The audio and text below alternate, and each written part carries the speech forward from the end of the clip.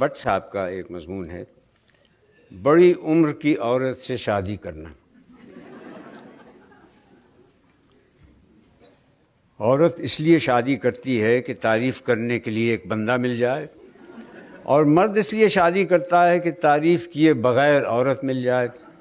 ویسے گھر کو جنت بنانے کے لیے شادی ضروری ہے۔ میرا ایک دوست کہتا ہے یہ ٹھیک ہے کیونکہ مرنے کے بعد ہی جنت مل سکتی ہے۔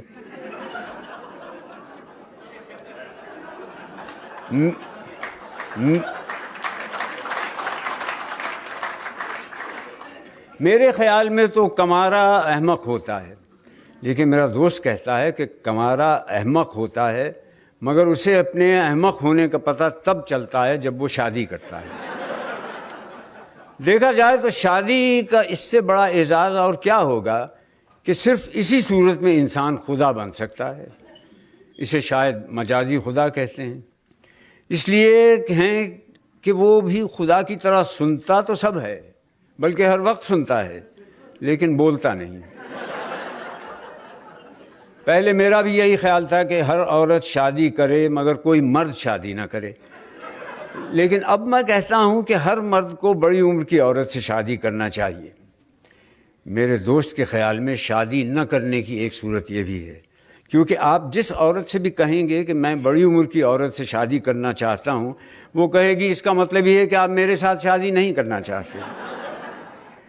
پھر بڑی عمر کی عورت سے شادی کرنا محکمہ آثار قدیمہ کے ملازمین کے لیے تو ٹھیک ہے کہ جوں جوں چیز پرانی ہوتی جاتی ہے اس میں ان کی دلچسپی بڑھتی جاتی ہے۔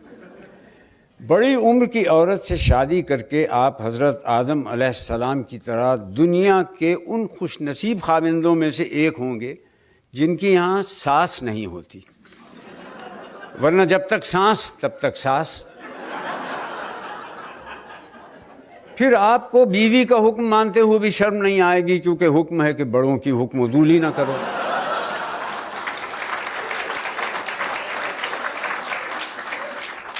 لڑکے بالے جب جوانی میں بے قابو ہو جاتے ہیں تو بڑے بوڑھوں کے پاس ان کا یہی علاج رہ جاتا ہے کہ ان کی شادی کر دیں۔ گویا ہمارے ہاں شادی علاج جوانی ہے۔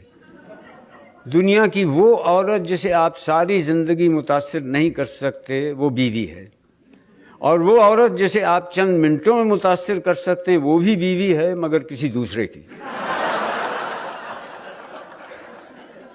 بیوی کی خوبیاں تلاش کرنا ایسا ہی ہے جیسے اپنی خامیاں تلاش کرنا۔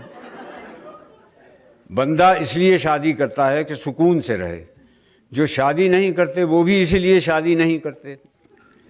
شادی وہ عمل ہے جس میں دو لوگ مل کر اس طرح رہتے ہیں کہ ایک دوسرے کو رہنے نہیں دیتے۔ ویسے شاعروں کو ضرور شادی کرنی چاہیے۔ اگر بیوی اچھی مل گئی تو زندگی اچھی ہو جائے گی، بیوی اچھی نہ ملی تو شاعری تو اچھی ہو جائے گی۔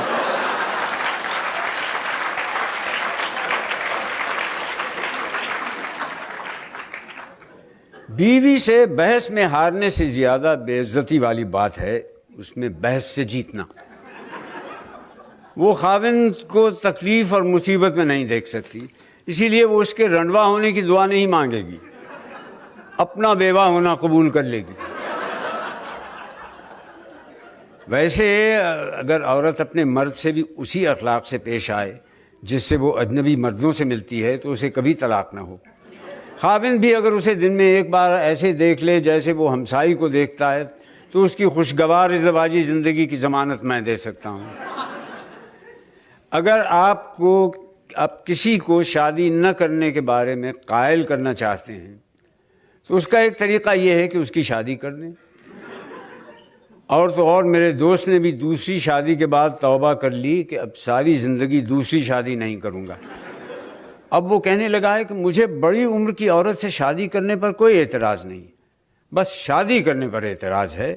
سارا دن مجھے یہ کہہ کر بے سکون کرتا رہتا ہے کہ شادی نہ ہوتی تو اسے کتنا سکون ہوتا۔